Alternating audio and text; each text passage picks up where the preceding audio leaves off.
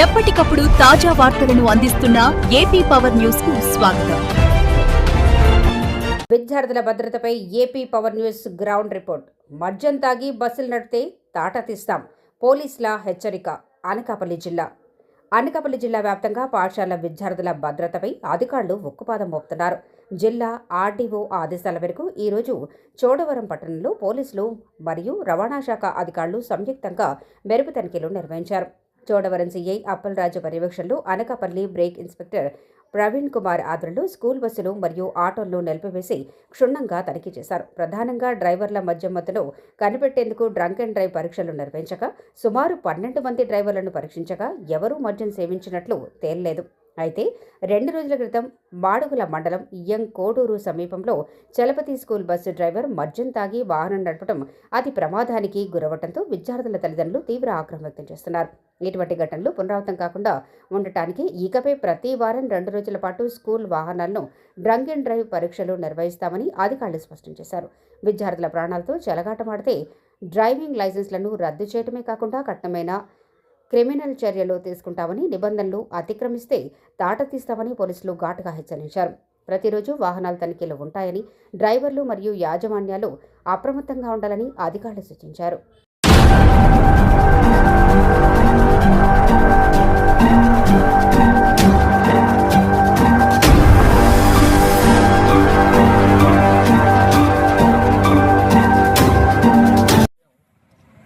చోడవరంలో school బస్సులు, school ఆటోల మీద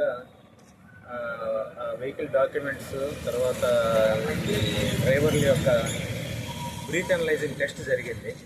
ఇదంతా కూడా మన ఐజీ గారి ఆదేశాల ప్రకారం చోడవరం సిఐ గారు, అదేవిధంగా అనకాపల్లి ఆర్టీఓ గారు సూచనల మేరకు ఈరోజు ఈ కార్యక్రమం చేయడం జరిగింది.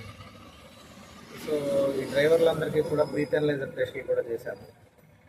ఇందులో మనకి ఎవరు కూడా తాగి నడిపినటువంటి దాఖలాలు కనపడలేదు. మొత్తం 12 టెస్టిమోనియల్స్ తీసాము. 12 కూడా 0 చూపించడం జరిగింది. సో దురదృష్టవశాత్తు 2 రోజుల క్రితం చలపతి స్కూల్ బస్సు డ్రైవర్ మద్యం తాగి వాహనం నడిపి చిన్నపాటి యాక్సిడెంట్ చేయడం ఇదంతా చూసాము. సో ఇక నుంచి ప్రతి వారం ఒక 2-3 సార్లు ఇటువంటి తరహా డ్రంక్ అండ్ డ్రైవ్ టెస్టులు చేసి ఈ తరహా ప్రమాదాలు మరి జరగకుండా జాగ్రత్తలు తీసుకుంటాము. డ్రైవర్లకి అందరికీ చెప్పదలుచుకుంది ఏంటంటే, పిల్లల పట్ల బాధ్యతగా వ్యవహరించాలి. మనందరం కూడా నేటి విద్యార్థులు రేపటి భావి భారత పౌరులు కాబట్టి వారి రవాణా అనేది చాలా జాగ్రత్తగా తీసుకెళ్లాల్సిన అవసరం ఉంటుంది. మనం ఎంతో బాధ్యతగా మెలగాల్సిన అవసరం ఉంటుంది. అదేవిధంగా వారు అలా బాధ్యతగా మెలిగేలా మేము కూడా చర్యలు తీసుకుంటాము. స్కూళ్ళల్లో శిక్షణా తరగతులు, డ్రైవర్లకు కానిస్టేబుల్ తరగతులు, శిక్షణా తరగతులు చేస్తాము. తర్వాత పేరెంట్స్ కమిటీలతో కూడా మాట్లాడి ఇటువంటి సంఘటనలు పునరావృతం కాకుండా చర్యలు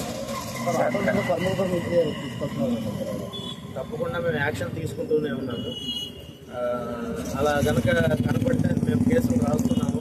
వారికి కూడా తగు సూచనలు చేసి అలా తీసుకెళ్లకుండా మేము జాగ్రత్త. ఎక్కడో ఏదో ఘటన జరిగితేనే కానీ ఇలాంటి చర్యలు చేపట్టట్లేదు. తనిఖీ మేము రెగ్యులర్గా తనిఖీలు నిర్వహిస్తూనే ఉన్నాము. అది జిల్లా మొత్తం. దురదృష్టవశాత్తు అలా జరిగింది. గ్రామ పండుగలు ఉన్నాయనేసి డ్రైవర్ చెప్తూ ఉన్నాడు. ఇక నుంచి ఇటువంటి పండుగలు, ఇటువంటి ఆస్పిషియస్ డేస్ ఉన్నప్పుడు ప్రత్యేకమైనటువంటి జాగ్రత్తలు తీసుకొని ముందే డ్రంక్ అండ్ డ్రైవ్ టెస్ట్ ఇటువంటివి నిర్వహించి ఇలాంటివి పునరావృతం అవ్వకుండా మేము జాగ్రత్త